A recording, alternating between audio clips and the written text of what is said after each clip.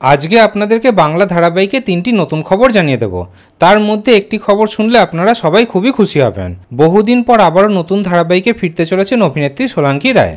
প্রায় 1.5 বছরেরও বেশি হয়ে গেল বাংলা ধারাবাহিকে দেখা যায়নি অভিনেত্রীকে। সেই গাঁটছড়া ধারাবাহিক থেকেই দর্শকরা অপেক্ষায় বসে আছে যে কবে অভিনেত্রী আবার বাংলা ধারাবাহিকে ফিরবেন। দর্শকদের সেই অপেক্ষা এবার শেষ হতে চলেছে। এবার আসতে চলেছে একটি নতুন ধারাবাহিক। এবার খুবই জনপ্রিয় প্রোডাকশন হাউসের একটি নতুন ধারাবাহিক আসতে চলেছে, আর সেই নতুন ধারাবাহিকেই প্রধান নায়িকার ভূমিকায় অভিনয় করবেন অভিনেত্রী সোলাঙ্কি রায়। আর এই নতুন ধারাবাহিকটি আসতে চলেছে স্টার জলসার পর্দায়। তবে এই নতুন ধারাবাহিকটি কোন প্রোডাকশনের আন্ডারে আসছে সেটা এখনও অবধি জানা যায়নি। সম্ভবত এসবিএফ অথবা অ্যাক্রোপলিস প্রোডাকশনের আন্ডারেই নতুন ধারাবাহিকটি আসবে। আর তার এই নতুন ধারাবাহিকে প্রধান নায়কের ভূমিকায় কে অভিনয় করবেন সেটা এখনও অবধি ফাইনাল হয়নি। ওদিকে এবার অনুরাগের ছোঁয়া ধারাবাহিকে ফিরলেন নিমফুলের মৌ ধারাবাহিকের এই জনপ্রিয় অভিনেত্রী।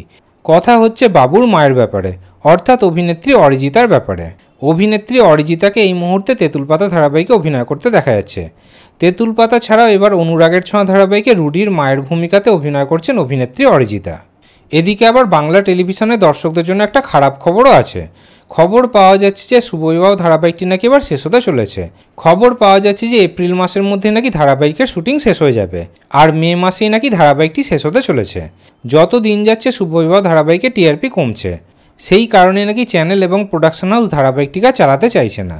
তবে অনেক দর্শকরা এটাও চাইছে যে শুভবিবাহ ধারাবাহিক শেষ হয়ে গেলে প্রতীক সোনামণি জুটির যেন নতুন কোনো ধারাবাহিক আসে।